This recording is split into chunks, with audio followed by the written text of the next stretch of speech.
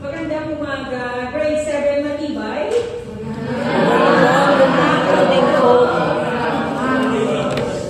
Okay, so ngayon, dahil ito pa naman yung second week, dapat kinita natin, maaari bang mag-volunteer at isa para sa ating maikling panalangin? Grade 7 matibay. Mag-volunteer. Para, sige po. Sige, Irma.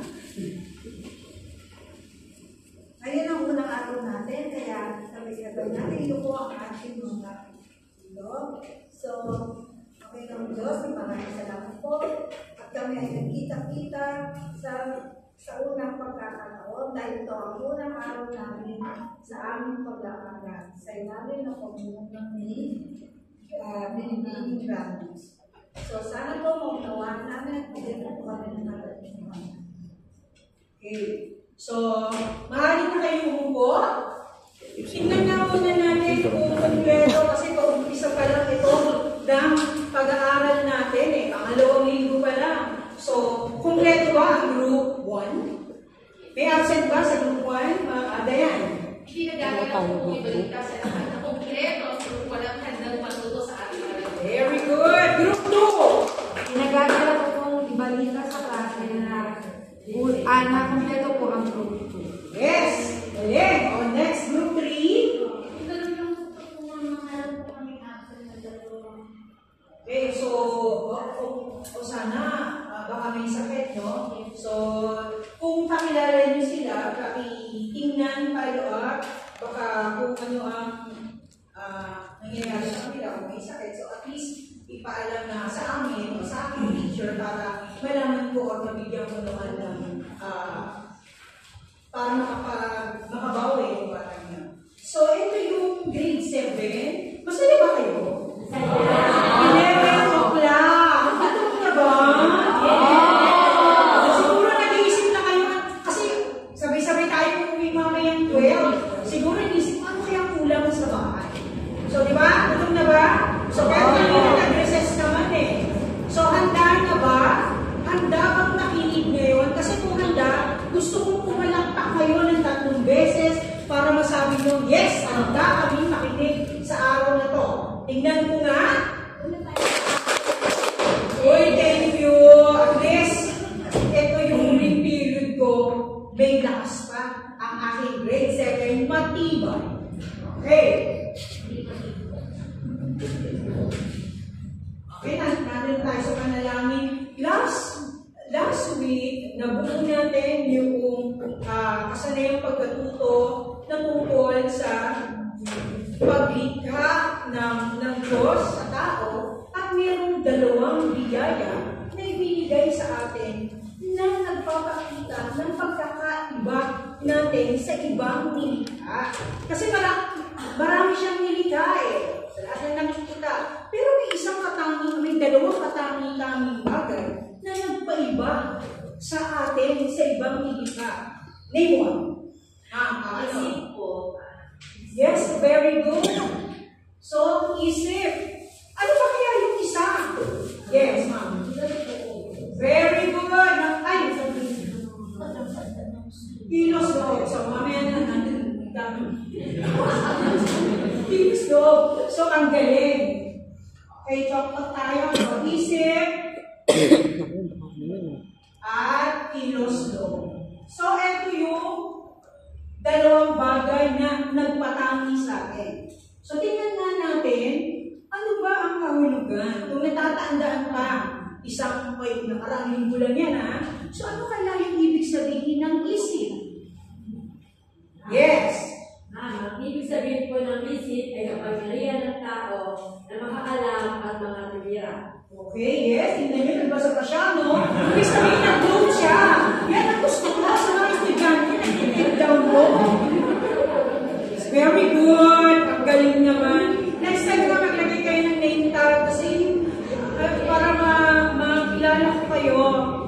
Kasi gusto ko tinatawag ko kayo sa inyong mga pangalan. So, kanina nga sabi nga natin, yung pangalawa ay ang kilos loob. Ano naman ang kahulugan ng kilos loob? Mabilisan lang. Yes. Ito po yung kapangyarihan ng tao na pumili ang sa Okay, yes.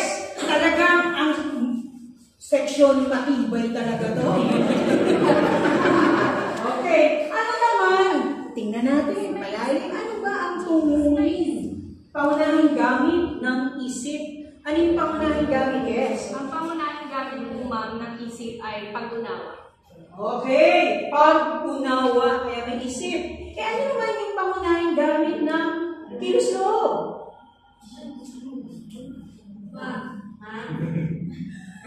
Yes.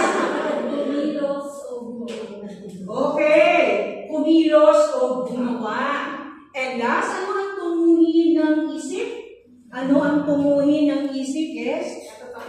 Very good. Katotohanan at ang tumuhin ng kilos loob ay Kabutihan po. Okay. Kabutihan. Bigla akong napakatulala ang kabutihan. So,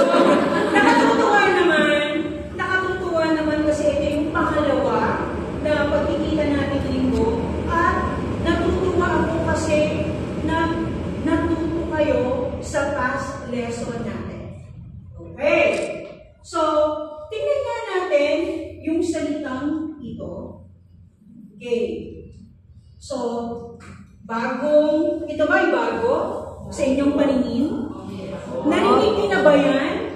Sa TV, sa kung ano, drama, na, so ngayon, alamin natin, sa level ng thinking ninyo, grade 7, ano kaya ang ibig sabihin ng digital? Pero gusto ko kasi, hindi lang ako nagsusulat sa blackboard. Ano kaya ang pagkakaintindi nyo? Sino yung gusto kong makita magsulat sa blackboard? Ano kaya ang ibig sabihin para sa'yo ng dignidad? Grade 7. Okay, grade 7 na.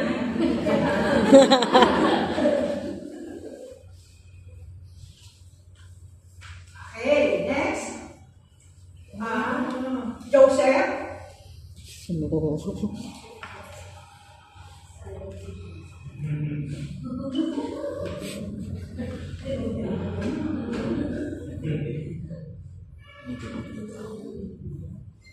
Okay. So then, ano pa? Sino pa kaya pwede magsulat? Yes.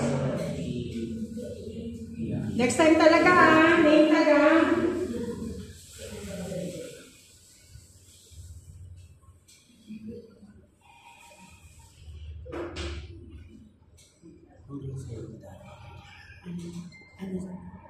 Okay, next is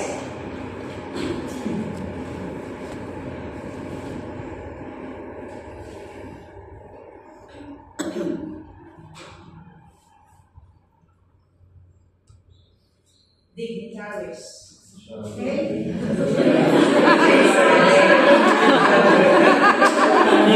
Galing sa Amerika.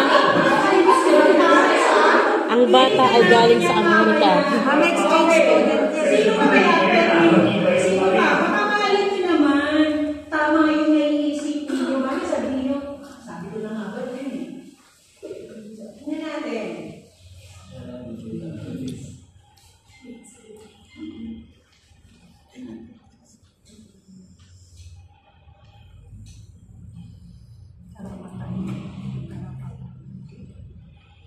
Okay, karapatan. Ano pa kaya? Yes, sir. Hindi ka makalapas, sir.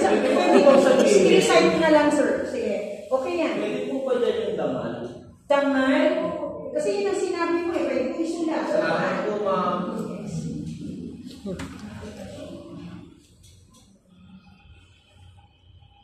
wala na ba, Dayan? Nakakalakad na masulat kasi. Attention, ma'am.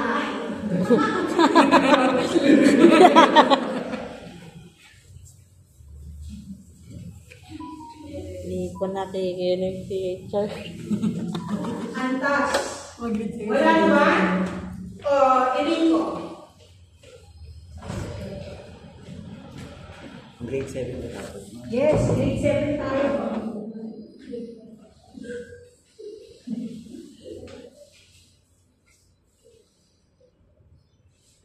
Biyaya. Yan natin ang araw. Biyaya. So, kung papansinin yung class, nagkaroon kayo ng iba't ibang interpretasyon o pakahulugan sa salitang bibigyan. So, mamaya, aalamin natin ano nga ba talaga ang salitang bibigyan. Kasi dito karamihan may mga tama. So, alamin pa natin, mas palalalimin pa natin. Okay.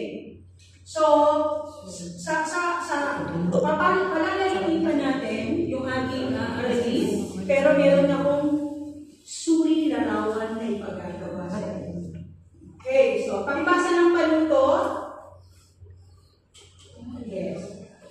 Panutot, tunghayan ng mga larawan, suriin ng bawat isa sa pamamagitan ng pagsagot ng hinihingi impormasyon ng titig A, B, at C. Isulat ang sagot sa inyong kwaderno. Hindi ba anyway? A. Madalas nakatawagan sa kanya ng mga tao. B. Ang iyong damdamin kapag nakakikita ka ng mga tulad niya. C. Paraan ng pakikitungo sa kanyang mga tao. Okay, get your notebook. Hindi mo yung time. So, ito yung unang Ma'am, larawan. notebook po. Notebook. Notebook sa ESP. Ay, hindi na ako nagkasali sa inyo ng kulay, ha? Kasi gusto ko malaya. Hindi sabihin sa akin, ma'am, ay, baka na magtatanong ano yung design sa cover ng ESP, ha? Okay na yan. Gusto yung picture na natin nyo para excited kayo. Ilagay nyo. Para hindi mo nakakalimutan. Kasi lahat ganun ang pinagawa ko sa estudyante ko, eh. Kung ano yung tao o gusto mong makita araw-araw na nagpapasaya sa'yo, yun ang ilagay mong cover sa notebook ng ESP. Para every time na kung ulitin mo siya, ano sa'yo? Wag lang, bold, ha? Ganon. Okay, dahil wala ka pang notebook, wala pa, hindi ka pa nabibilan na. Okay, sige. Hindi ba kayo ka naman? Ma'am, kasi hindi siya kumila sa bigayan ng Tama. Hindi natin mababait. Good. So, may mababait na ba? Thank you. Ano sasabihin mo sa kanya? Okay. So, ito yung unang larawan. Pag-aralan. Diba? Pangalawa, alam niyo naman kung sino itong larawan na ito. Okay? At yung pangatlo, pang-apat. Mama, ano pong gagawin? Okay. Okay, ngayon, I'm giving you 2 minutes para sagutan sa notebook nyo yung tatlong tanong. Mama, ano pong gagawin? Kasi sama-sama. Okay, kanina, pinasa na. Ngayon, para mas klaro, tunghayan ng mga larawan, suriin ang bawat isa, sa pamamagitan ng pagsagot sa hinihinging impormasyon. Ito yung hinihinging impormasyon. Madalas nakatawagan sa kanya ng mga tao. Madalas nakatawagan sa kanila ng mga tao. So, paano sila tinatawag? Ano? Tinatawag mo. Pag nakikita mo sila, ang tawag mo sa kanila. Ano yung damdamin mo kapag nakikita mo sila? Pag nakakasalubong mo, lumalapit sa'yo, ano yung nararamdaman mo? At ano yung paraan ng pakikitungo sa kanya? Ano yung napapansin mo na hindi lang ikaw mismo? Ano yung pakikitungo sa kanila o trato sa kanila ng mga tao? So, ibig sabihin mo, kada isang picture, tapos may sagot. Yes.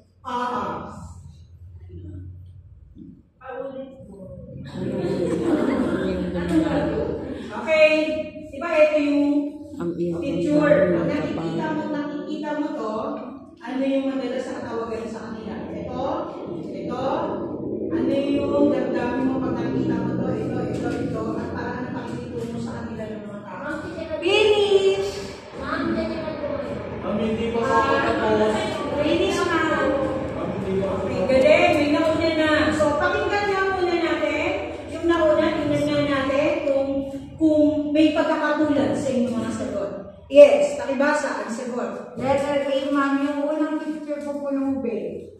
Yung number 2 po guro.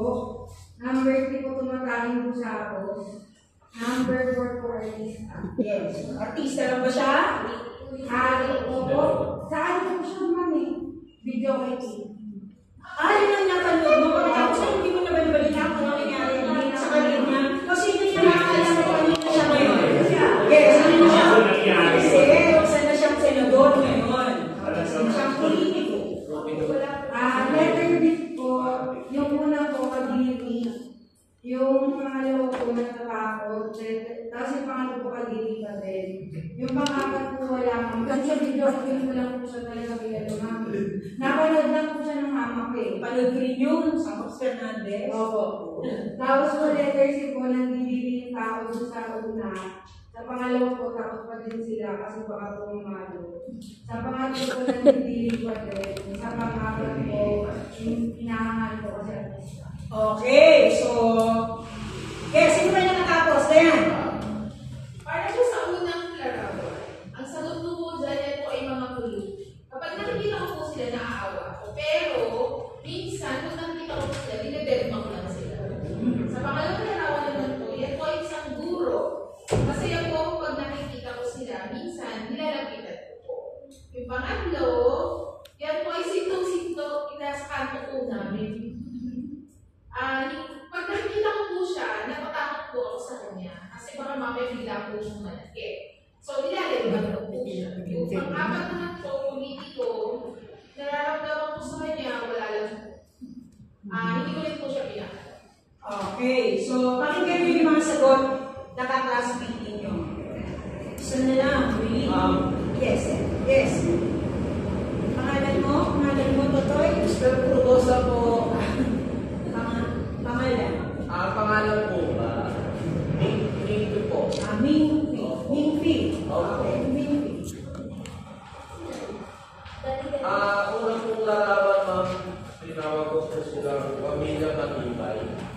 Parang sa natin. Kasi kahit po nasa kalsada sila, parang natasama pa rin sila kahit puto. Yung pong tingin ko po. Tapos sa pangalawa po yung teacher, parang teacher po eh. Tapos yung pong pangatlo, yung paborito po namin yung tawagin immortal eh. Immortal po tawag namin dyan eh. Tapos Bakit immortal? kasi po, nagkaroon ako ng pandemya, nag-lockdown pero hindi sila namatay. Kaya po immortal po. Tapos yung pong nasa kamukha po yan ng tatay ko eh. Hindi ko alam kung kapatid ko yan ng tatay ko. Okay, so nakakatuwa naman na may iba-iba kayo na nararamdaman sa kanya. Nila minsan, pinagdidirihan, iniiwasan. Lalo na itong dalawa na napapansin ninyo, iniiwasan. Pero may isa, sabi nga nila yan, naawa ako, may natakot, at may masaya pag nakikita sila. At may kumagalang ba pag nakakita kayo ng politiko? Hindi po. Beba lang. Okay. So, yun yung mga nagiging trato nyo sa kanila. Okay. Habang kanina, iba-iba, check ko na lang yung mga hindi ko natawag check ko na lang yung mga ginawa nyo. Kanina habang nagsusuri tayo ng mga larawan, ano yung naging damdamin mo after na natapos mo yung pagsagot? Meron ba? Opo. May naramdaman ka ba? Ano ba yung, bakit ba pinagagawa sa akin ito natuwa ba ako? Ano yung biglang pumasok sa isipan ninyo na tinamaan ang damdamin? Ang sa akin po ay naramdaman ko po. Meron po akong nakaramdaman ako ng awa. Gusto ko ng tao na mga lubos. Pero dun sa pagdating sa politiko, ang naging damdaman ko naman ako ay English. Okay, so may positibo at may negatibo. May sagot pa bang iba? Yes, Don? Ako po ay na-curious, bakit kaya nagpakita si ma'am ng iba't ibang uri ng tao dito sa natin? Okay. So yun pa rin yung dilema mo. Mamaya, Hindi ko siya maintindihan. Hindi mo maintindihan? Okay, so mamaya, habang dumadaloy ang ating lesson, maiintindihan mo yan. Positibo ako, maiintindihan mo to. Okay.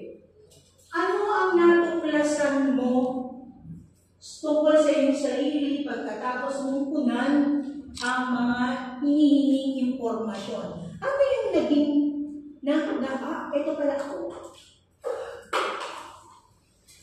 Ganun pala ako? Picture ang nag-base, iba't iba pala turing sa mga tao. Yes, iba't iba ang nagiging turing mo sa tao. Ano pa? Yes, yes. Salbahin po ako. Bakit? Kasi po nandidiri po ako dun sa busabos. Okay, so yun yung naramdaman niya. Wait, saan ba kayo pala ako nandidiri? Kasi siya man naawa po siya, ako po nandidiri talaga. Okay, so merong iba-iba. Okay, ano pa? Ang nakikipagkaibigan ako sa mga dalasa.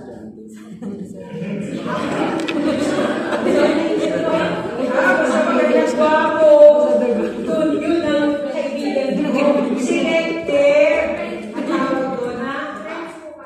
So maganda ka. Maganda ka naman. Talaga naman lahat tayo ay maganda. Ngayon ang lagi yung iikita sa inyong mga sarili. Okay, so kanina sa sarili ninyo, ano yung naging pagtingin mo sa sarili mo? Paano nakaka-apekto naman ang kalagayan ng iba't ibang tao sa pagkakaiba-iba ng pakikitungo mo sa kanila? Nalulungkot po, ma'am. Bakit? Salbahin po po eh. Yes, so merong pagkalungkot. Pagkalungkot. Hirap Ano ba? kausap ng Ano kaya? bata.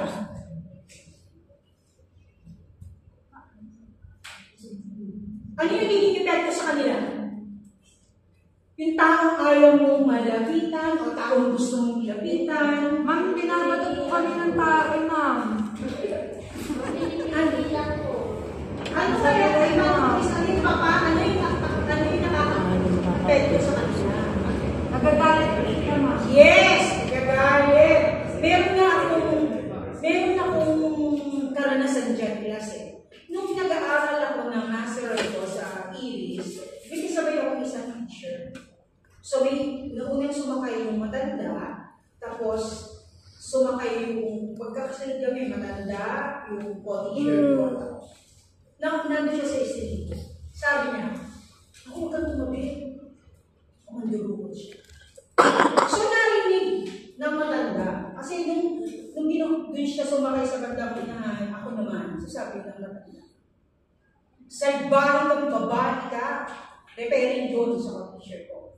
Napakatabil ng dila mo, hindi ako magnanakaw. So, sagot ng matanda, sabi niya, may dala siya buntot ng payo. Mangkukulang po siya, ma'am. Hindi, sabi niya, hindi, sabi niya, manggagamot ako. Sabi niya, pero, Panglaban sa aswang yung ito yung ano eh, masarap ito ako nakain sa ano eh, sa Bicol, yung stingray. Yung buong stingray na yung pinakain nyo. Pero, endangered na. Class, ang stingray ay endangered. So, pinagbabawal ng kumain. Sa science, sinuturo sa inyo kung ano yung mga endangered species na hindi na sila dapat pakialaman. Nakikita niyo yan pag pumunta kayo sa Ocean Park. Sino nakapunta na Ocean Park? Yes, nakikita niyo yung mga stingray doon. Ang daming stingray pero hindi na o pinagbabawal na ang paghuli sa kanila kasi only na lang ang dahil. Balik tayo dun sa kwento. Kaya saan? May tanong po ako, kasi hindi ko naiintindihan, ano po ba yung tabi ng dila? Tabi ng dila kasi ibig sabihin yung nagsasalita ka na masama or nakakasakit sa kapwa mo. So masyadong matabil, matalas ang dila mo. So naiintindihan na, okay na. So, yun. Kala ko madaldal lang. So, before, so lumalalim na class. So, pakibasa nga, ito yung tinatanong, bakit ba, katulad sabi ni Dayan, bakit nagpakita ng picture si ma'am? Ano yung dahilan niya? Pakibasa nga Dayan, doon, ang layunin natin. Mga layunin, nalalaman ang kahulugan ng dignidad. Pangalawa, nailalarawan ang dignidad bilang batayan ng paggalang sa sarili, pamilya at kapwa. Okay. So sabi doon, ano nga ba ang dignidad? So batay dito sa mga sagot, tingnan nga natin. Okay, sabi doon, ang dignidad ay salitang Latin na dignitas mula sa dignus, na ibig sabihin ay karapat-dapat. Ibig sabihin dahil sa taglay ng dignidad, karapat-dapat ang tao na pahalagahan at paggalang sa kanyang sarili at kapwa. So entitled tayo sa sarili natin, kaya nga tayo yung katami-tami nila lang, pinanganak ka, lahat tayo ay may dignidad na angkin na karapat-dapat tayong igalang. Okay, hindi ito nagmula sa lipunan o pananaw ng tao dahil ito sa taglay ito ng tao. Sabay ng pagpanganak sa atin, hindi ito nakabakay sa kanyang kalagayan ng estado. So mayaman man or mahirap, marami karangyaan sa buhay, taas ng inabot ng pag-aaral, relihiyon o lahing pinagmulan, o posisyon sa organisasyon ng pamahalaan, lahat, regardless, sino ka, katulad ng mga picture kanina, ano ka man, mahirap ka man o mayaman, tulubi ka man, pantay-pantay tayo na dapat igalang. Yes, dapat igalang. Okay. So, bawat tao ay may dignidad dahil sa kanyang pagkatao ay sa filosofiya ni Santo Tomas, nilikha ang tao, tawangis ang Diyos. So, marami siyang nilikha, pero tayo yung pinaka-perfecto. Balikan lang natin yung inaral natin, ha? Tayo yung pinaka-perfecto kasi tawangis na tayo. Sabi ko nga, pag sinabi natin tawangis, last week, kawa. So, Diyos yun eh. So, perfecto. Okay, ayon naman sa pilosopong si Immanuel Kant, ang tao ay iba sa lahat ng nilalang. Ibig sabihin, mas mahalaga at mas magaling siya kaysa sa ibang nilalang. Agree? Disagree? Bakit ganun po? Kapag nagtaray ko dun sa tatay ko, oy, Satanas! Okay. Bakit ganun po? So, Kawalis ko pala tayo na. Maybe, yung katawagan na yan yung nanay mo, at tatay mo, maaaring natawag niya dahil galing siya sa tatay mo, o yun yung mga endearment na words nila, o pagpapakita ng pagmamahal nila sa isa't isa. So, pagkakalin mo ang isang tao, tatawagin mo siya sa Kaya ako ganito eh. Kasi kawangis ko, ibig sabihin ko yung tatay ko, kumakarin. Alam mo, gusto ko yung tanong mo, class. So, sabi doon, kawangis ng Panginoon, pero yung tatay niya, tinawag mo sa kanya, nung nanay niya, no? Isa na, nakakagulo eh, no? Bakit ganun? Kawangis na Diyos ng bakit Satanas? Kasi nga, Ma'am, baka may kabit yung tatay po niya. Ito ang sagot dyan. Dahil binigyan tayo ng isip at kilos loob, pumili ka, it's your choice. Binigyan ka ng isip eh. So, kawangis ka ng Diyos, pero binigyan ka ng laya na pumili at gawin kung ano yung gusto mo. Maaaring mali ang ginawa ng tatay mo, pinahirapan ang nanay niya, kaya nababanggit niya, Satanas ka. Kasi may choice eh. Pag-aaralan natin yan, yung paggawa ng mabuti at pagpili kung ano yung mabuti at kung ano yung masama. Babalikan natin yan, i-part muna na. Naintindihan mo na. Okay.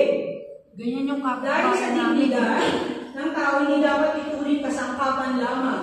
Nakasagot ito sa payag na kumilos ka ng kalagyan at magkainisabay mong tratuhin ang sariling pagkatao at pagkatao na yung kapwa at hindi lamang bilang sa kasangkapan. So hindi tayo bilang kasangkapan, tao tayo ha. At ang pilo sa isalitang Grego ng ibig sabihin ay layunin, ibig sabihin nakabata yung pagkalayunin mismo ng tao sa kanyang kakayahan ng isip o pagiging rasyonal sa simpleng paliwanag dahil sa kanyang kakayahan ng isip, hindi maaaring ituring na kasangkapan. So, hindi kayo pwedeng gawing possession kasi tayo ay tao. So, pwede din natin. Sabi doon, dignitas, latin, dictus, karapat-dapat, Biyaya mula sa Diyos, wala ka lamang bibigyan ng kulang, pagpapalaga sa bawat tao sapagkat kailangan siya tumagal nito bilang hinalang nakawangis ng Diyos. Ang tao ay tagapagpalaganap ng pagbutingan at pag-ibig. So, mula doon sa napakinggan nyo kanina, bakit mahalaga ang paggalang sa dignidad? Doon, balikan kita, naiintindihan mo na ba yung lesson natin? Yes, ma'am, konti po. Pero may mga naisip pa. So, bukod dun sa kanina na mula sa umpisa na nagsuri kayo ng larawan, mula sa ating nilakay, bakit kaya mahalaga ang paggalang sa dignidad? Mula sa natuklasan kanina, yes. Sabi po kanina, teacher, ang dignidad daw po ay kailangan nating malaman dahil ito po ay ating karapatan. So, kung hindi po alam ng maraming tao ang kanilang dignidad, baka po dumating po sa punto na maging okay lang sa kanila na sinasaktan sila ng ibang tao na hindi nila ito sinisita o sinasaway. So, doon po. So, yun, kaya may nasagot sa atin, karapatan, Dayan. Dapat po natin Gusto ko naman pabilis. pantay-pantay ang lahat ng tao dahil lahat po tayo ay may dignidad. Yes, katulad niyan. O, Don, sige Don. Ma'am, ang tanong ko po, kung sinasabi natin kailangan, kailan po nawawala yung dignidad ng tao? Pwede ba may sumagot? O wala ang sasagot? Nawawala ang dignidad ng isang tao pag tinapakan siya ng kapwa. Katulad kanina, Malaking paama. I mean to say, pag meron na nabaliwal, may gumawa sa'yo ng masama, pero ang dignidad mo, ano niya, kumbaga dinuisan niya, pero nandun pa rin yun sa'yo na sa iyo kung paano mo pa rin i-a-apply ang sarili. Bakit sa karapatan, nawawala ang karapatan ng isang tao pag meron tumapak ng iyong karapatan. Hindi pinapakan talaga, hindi mayroong speech lang yung ginagamit. Yes. Kasi diba sa yung kanina so siyempre po, hindi po namin sasaktan yung kamali. Yes, very good. Hindi mo sasaktan. Kasi nga, kawagis mo, yes.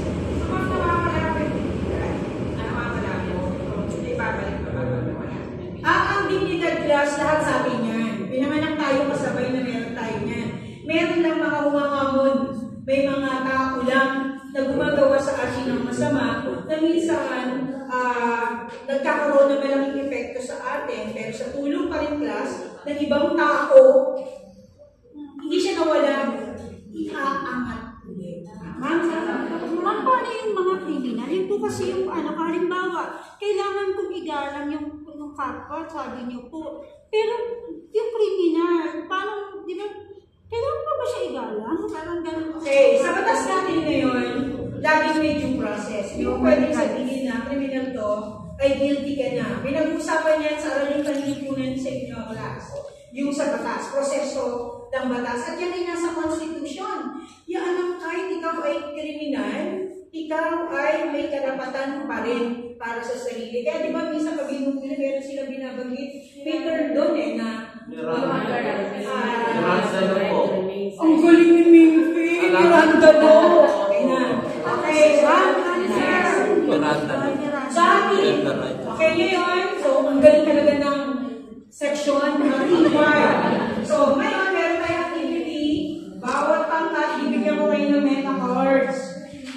So tingnan nga natin kung meron tayong naisip batay sa ating pinag-usapan. So bubuin. Okay, group yourselves.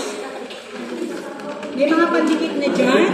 At malaya kayo na sa tingin ninyo ay, ito yung naiintindihan ko sa lesson.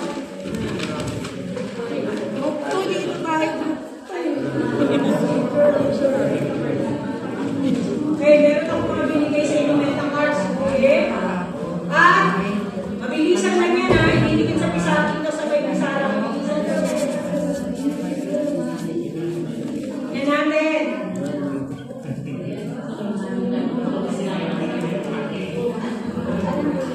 Ay, pero Hindi, may kama eh. Sa pag-usap po tayo ng isang pag-uusapan, ang isang konsepto. Lahat ng tao ay may dignidad, dapat igalang. Ano man ang kanilang kailangan. Kaya kayo yan, Hindi. Ano ba ng kanyang gulang? okay. Okay na yun.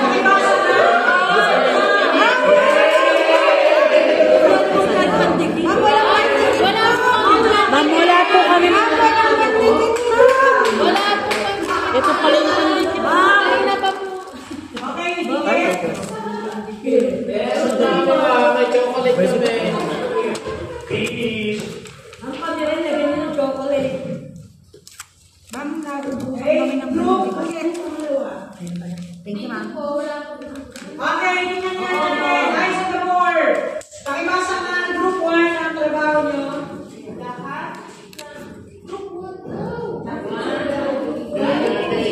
Lahat ng tao, anuman ang kanilang gulang, ay ng kalinaman ay kailangan ay may dignidad na dapat igalang. Okay? Okay, very good. Group 2. Pakibasa.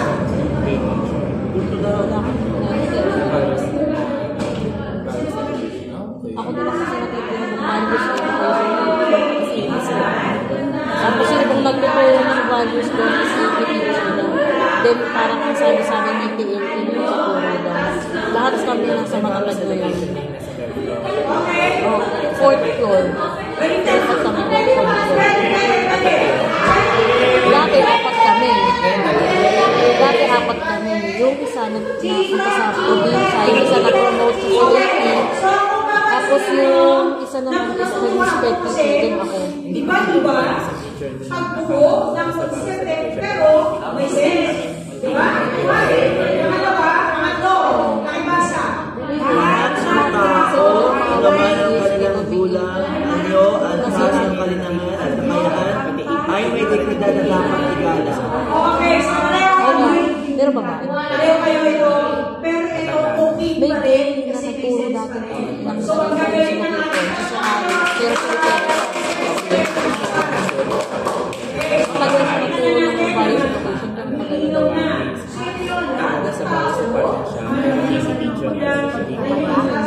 Usually kasi wala kami doon master teacher ng values education.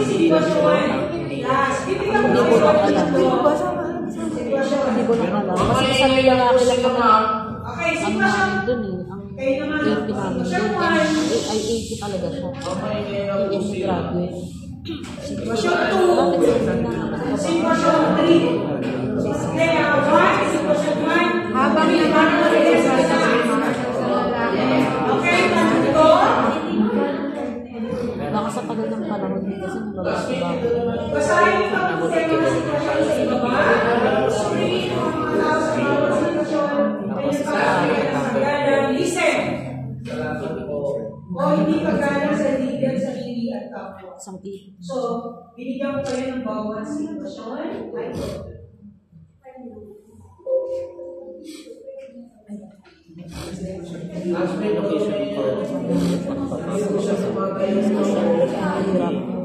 Parang isolated. So, meron tayo tatlong sitwasyon class.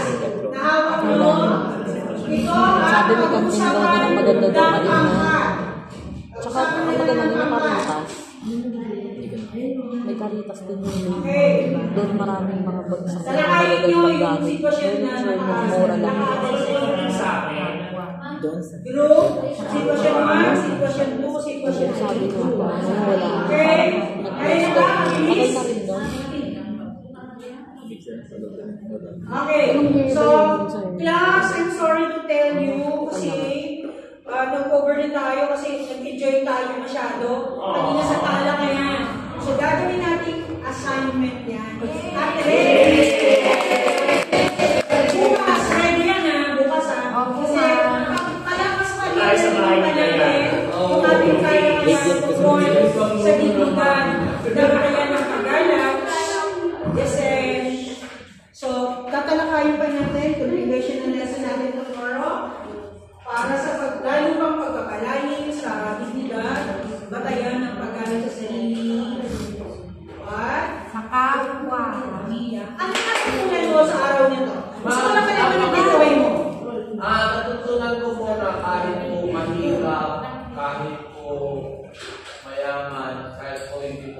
tao o normal, lahat na sila ay may dignidad.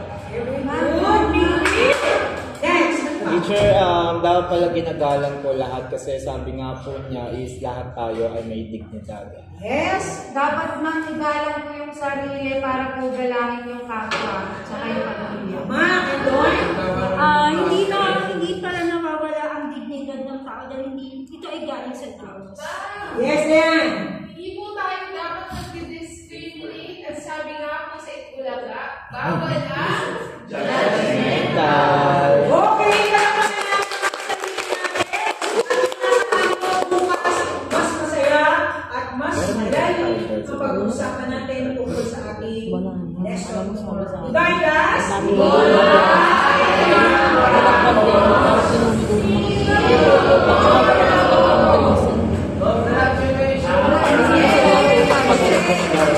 See you tomorrow na ba? Hindi na kayo see you next meeting. Alam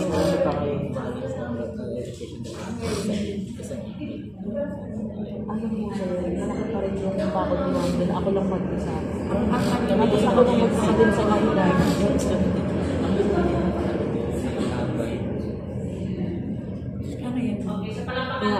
Chika ko ni Sir Abon sa Carlos sa school ko.